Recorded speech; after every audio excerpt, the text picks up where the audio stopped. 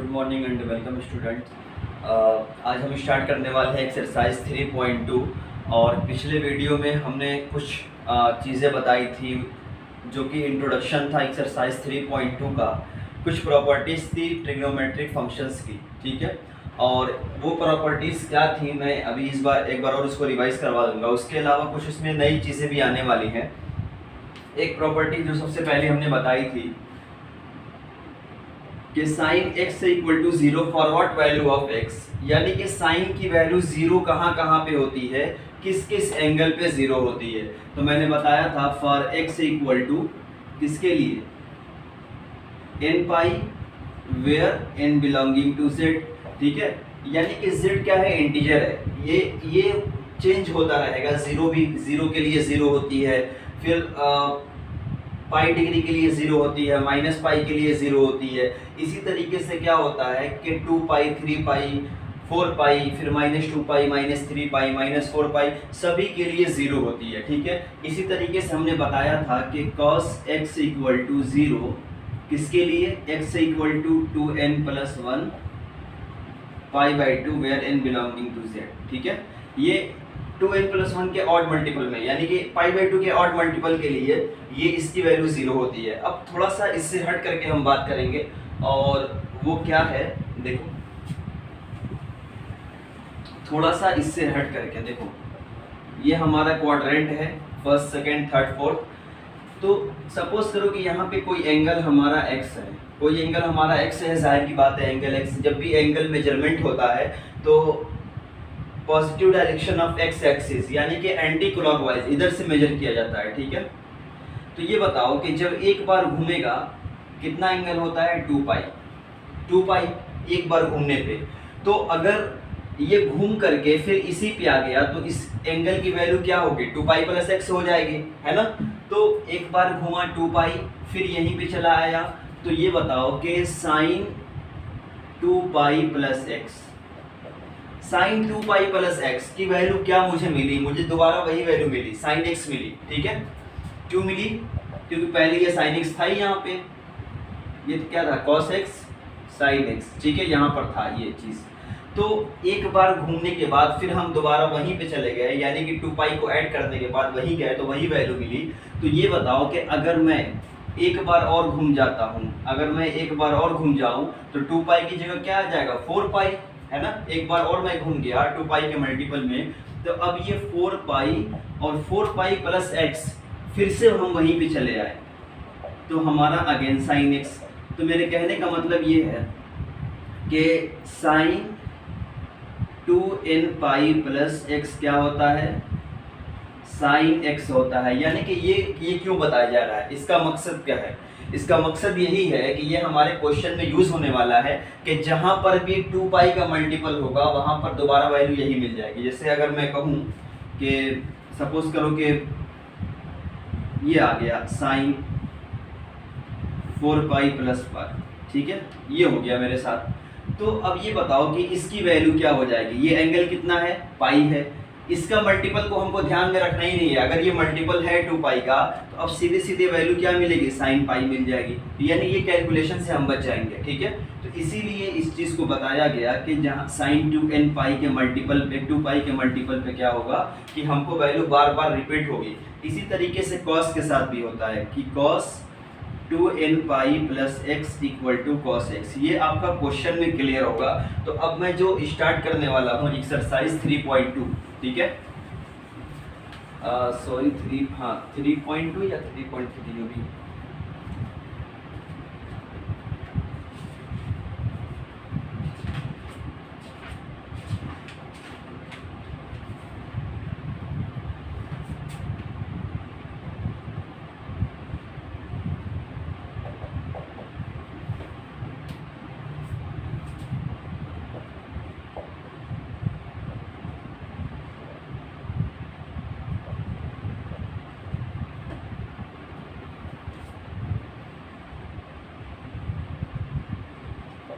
देखो क्वेश्चन हमारा ये है कि find the values of other 5 trigonometric functions, find the values of other 5 trigonometric functions where cos x equal to -1/2 and x lies in the third quadrant. This line is very important, that where the angle lies, कहाँ पे angle लाई करता है ये बहुत important है। और एक चीज़ यहाँ पे साइड में लिख लो, रिलेशंस ये आपको पता है, sine square x plus cos square x equal to 1 होता है। तो अगर साइन स्क्वायर एक्स को यहीं रहने दिया जाए तो 1 माइनस कॉल स्क्वायर एक्स हो जाएगा, और सिर्फ साइन एक्स की बात होगी तो plus minus 1 minus call square x, ठीक है। तो जब कॉस दिया होगा और साइन पूछेगा तो हम इस फॉर्मूले का यूज़ करेंगे, और जब कॉस पूछेगा और साइन हमको दिया रहेगा तो फिर हम इस वाले फार्मूले का यूज़ करेंगे, ठीक है। इसी तरीके से एक और रिलेशन होता है कि sec square x equal to 1 plus tan square x, ये होता है। तो अगर टेन एक्स दिया हुआ है, सेक एक्स पूछ रहा है तो प्लस माइनस हो जाएगा और 1 प्लस टेन स्क्वायर एक्स हो जाएगा। इसी तरीके से अगर tan x दिया हुआ है, सॉरी tan x पूछ रहा है तो sec x दिया हुआ है तो sec square x minus 1।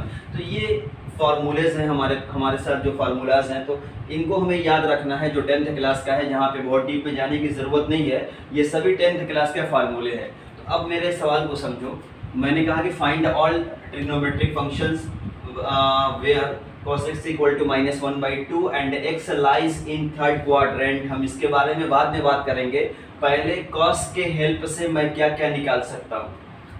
cos की हेल्प से मैं निकाल सकता हूँ sin x निकाल सकता हूँ, और जब sin का पता चल गया और cos पहले से दिया हुआ है तो sin अपॉन cos क्या होता है, tan होता है। तो भाई जब cos है तो sec मिलेगा, जब sin है तो cosec मिलेगा, और जब tan है तो cot मिल जाएगा। तो मेरे कहने का मतलब ये है कि यहाँ पे हम लिखेंगे कि we know that sin x equal to plus minus root 1 minus cos square x. भाई ये किसी को डाउट नहीं होना चाहिए इस चीज़ में कि है क्या। अब देखो 1 माइनस cos स्क्वायर एक्स का मतलब ये हुआ कि cos x की वैल्यू क्या है, -1/2, तो -1/2 स्क्वायर हो जाएगा। तो plus minus 1 minus 1/4, this is equal to, calculation करने के बाद ये हमारा 3/4 आएगा, और ये प्लस माइनस रूट 3/2।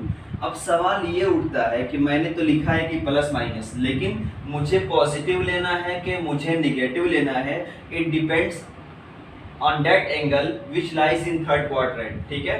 कि अब ये बताओ कि थर्ड क्वाड्रेंट में क्या क्या पॉजिटिव होता है। तो मैंने एक बहुत सिंपल सा फार्मूला बताया था कि ये ऑल पॉजिटिव, इसमें क्या है साइन कोसेक पॉजिटिव, इसमें क्या है tan कॉट पॉजिटिव, इसमें क्या है कॉस और सेक पॉजिटिव। देखो all the students of 10th class, ठीक है, याद करने का तरीका, all the students of 10th class. तो साइन का इनवर्स इसमें पॉजिटिव होगा, इसमें tan का इनवर्स पॉजिटिव होगा, इसमें cos का रेसिप्रोकल पॉजिटिव होगा। तो थर्ड में सिर्फ tan और cot ही पॉजिटिव आ सकता है, बाकी जितने भी 4 ट्रिग्नोमेट्रिक फंक्शंस होंगे वो सब के सब निगेटिव होंगे। क्यों?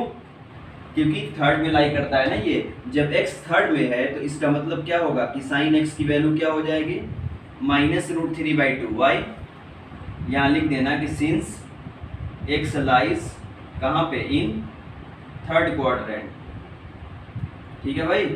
अब देखो जब मुझे साइन का पता चल गया, मुझे cos के बारे में ऑलरेडी पता था, तो tan क्या होता है, tan x equal to sine x upon में cos x, और साइन एक्स अपॉन में cos x का मतलब ये हुआ कि -√3/2 अपॉन में -1/2, ये कैंसिल आउट हो जाएगा, ये इससे कैंसिल आउट हो जाएगा, इसकी वैल्यू √3 आ गई।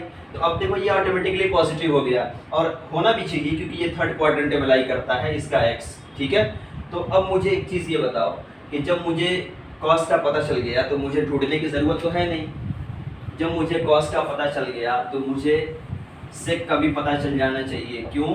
कि sec क्या होता है, sec x equal to 1/cos x, इसकी वैल्यू -1/2 है तो इसकी वैल्यू क्या हो जाएगी, -2 हो जाएगी।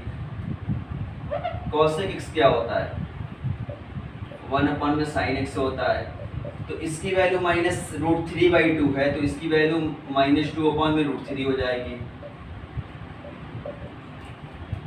इसकी वैल्यू √3 है तो इसकी वैल्यू 1/√3 हो जाएगी। तो ये हमने एक की हेल्प से अदर 5 ट्रिग्नोमेट्रिक फंक्शंस को फाइंड आउट कर लिया है। और अगर इसमें हम थोड़ा सा और डिटेल से जाना चाहेंगे तो एक क्वेश्चन और भी कर सकते हैं, लेकिन बेहतर होगा वो एज होम असाइनमेंट रहने के लिए, क्योंकि बहुत ही ईजी है और इसमें मुझे नहीं लगता किसी को दिक्कत होनी चाहिए इस वाले क्वेश्चंस में। बस आपको ध्यान ये रखना है कि कौन सा फार्मूला कब यूज़ करना है, कि जब साइन देता है तो कॉस वाला फार्मूला, जब tan देगा तो tan सेक में जो रिलेशन होता है वो फार्मूला, ठीक है।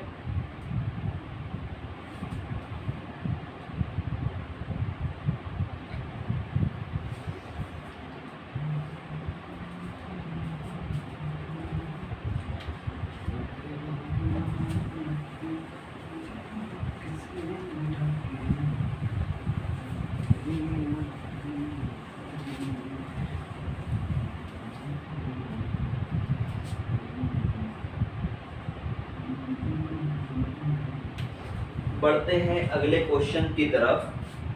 कहता है find the values of the trigonometric functions in exercise 6 to 10। Question number 6 कहता है कि साइन 765 डिग्री, यही है 765। देखो भाई